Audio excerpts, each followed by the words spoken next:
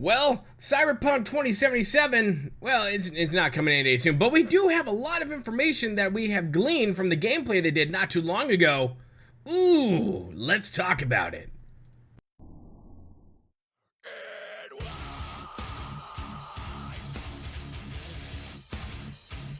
Hello my friends, Boomy here once again with another video for you, my gaming brothers and sisters. And if this is your first time here, hit that subscribe button. We would love to have you as part of the family here.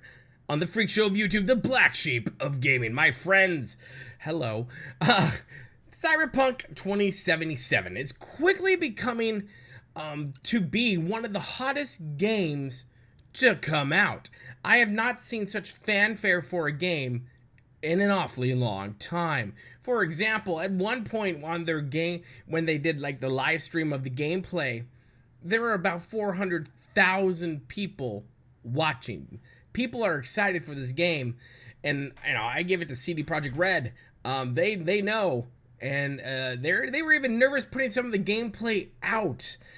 But they know that people are anticipating it, and it's not going to come out anytime soon because, as they said, it will come out when they feel like it's ready to come out. And from so far, from what we have seen, even though some things might change, it looks pretty damn good. I mean, man, what we saw in the gameplay in the demo looks better than some other developer companies with their launch build. So what can I say? So what are some of the things we have gleaned just from the gameplay video? So for me, from watching it a few times and listening to the developers, this is really, it's like a first-person shooter makes love to an RPS, no, not an RPS, but an RPG, RPS. What am I talking about? And they had a threesome, with more storytelling immersion, and this is what Cyberpunk 2077 is. This game freaking looks amazing. And one of the things they really are preaching on with CD Projekt Red, the developer company who is doing Cyberpunk 2077, and they have other games. I believe Witcher is part of it. One of the things they really want to just bang into our heads, and you'll see that in just a moment, is immersion and storytelling in this game. I mean, it is hardcore how they have set everything up to just literally almost everything you do impacts something.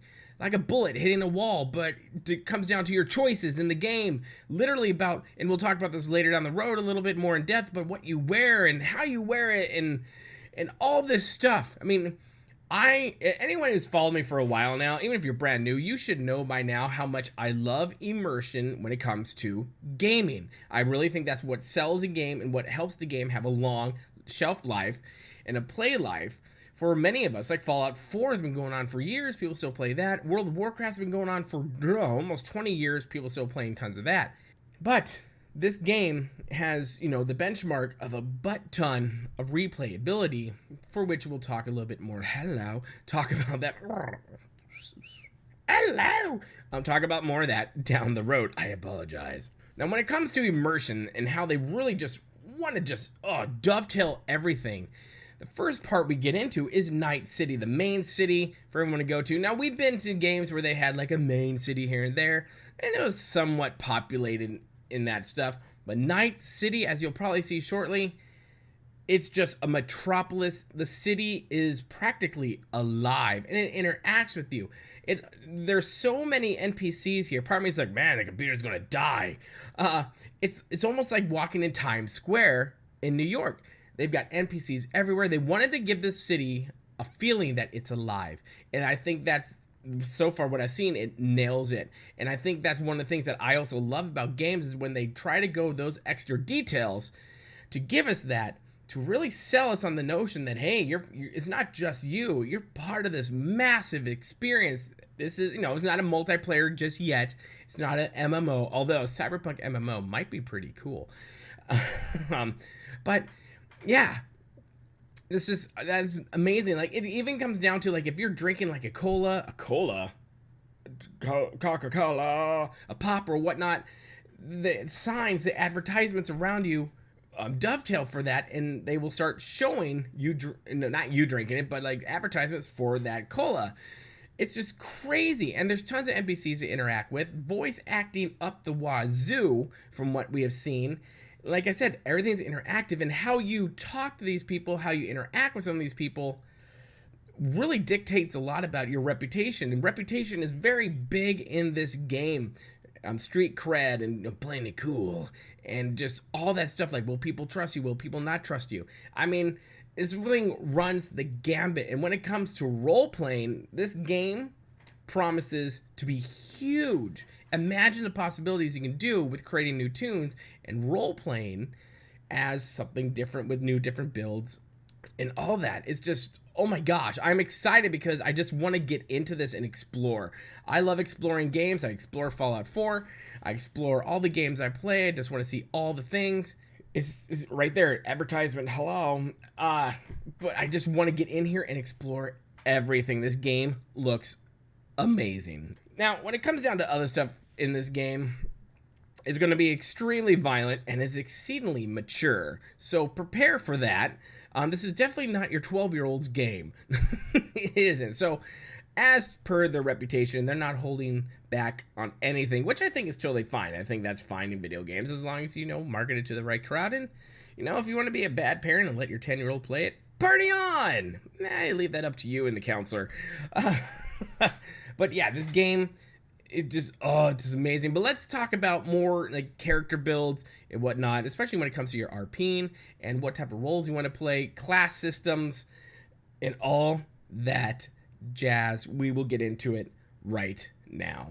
But when it comes to the character selection, it's extensive what you can do. Now, when it comes to bones and body type, that might not be as much there. But like I said, you have eye color, hairstyling. The usual gambit that we get in major AAA games like this will be there, plus tattoos.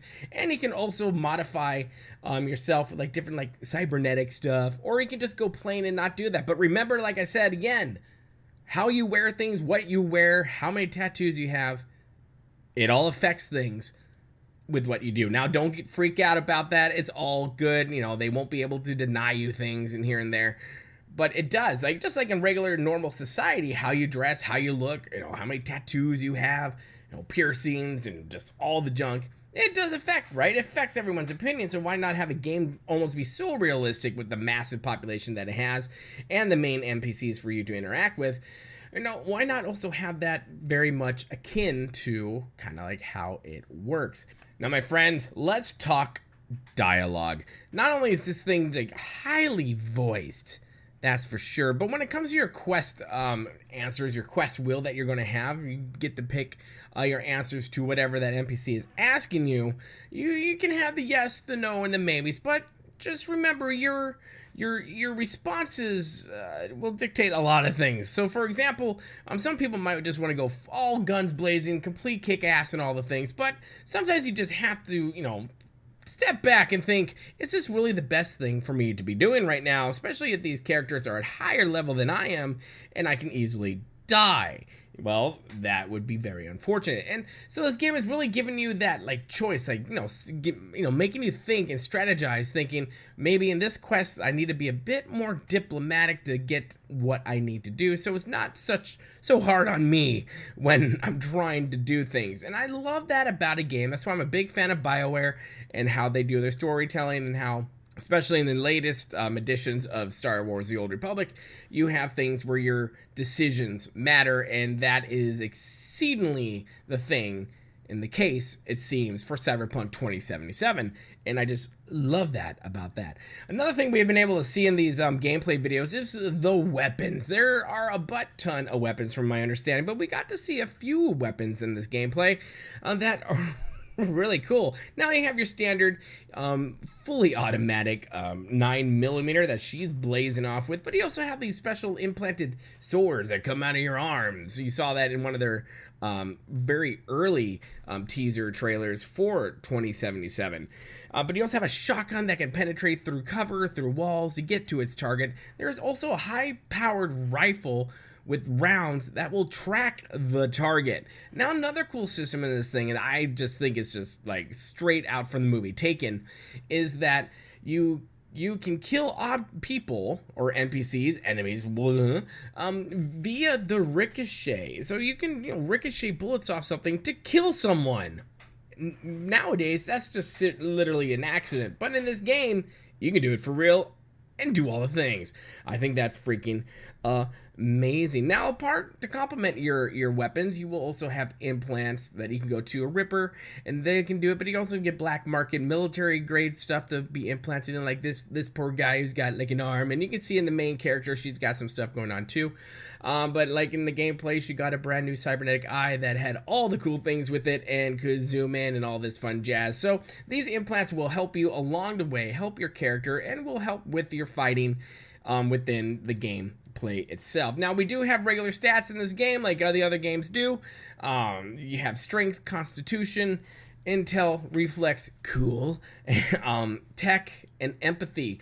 Now, I'll do another video about these stats, but they're like most games we have a skill tree stats that we have to do. Fallout 4, you have to pick and choose before you start, and then you can build those up as you go along. This is no different. When it comes to class systems, however, they're extremely fluid, so there really isn't the holy trinity of the class system in this game. You can pretty much build and have fun with your tunes without being lockstep with this is just a tank and that's all they do.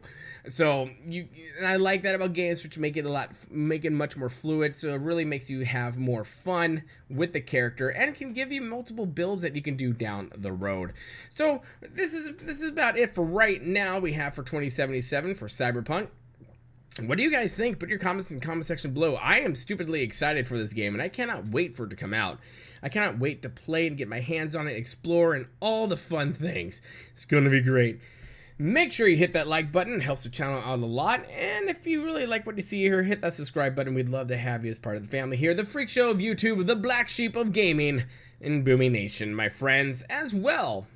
Yeah, so remember to be kind. It's about community, and if you feel like you really want to support this channel on a more personal level, you can join my Patreon.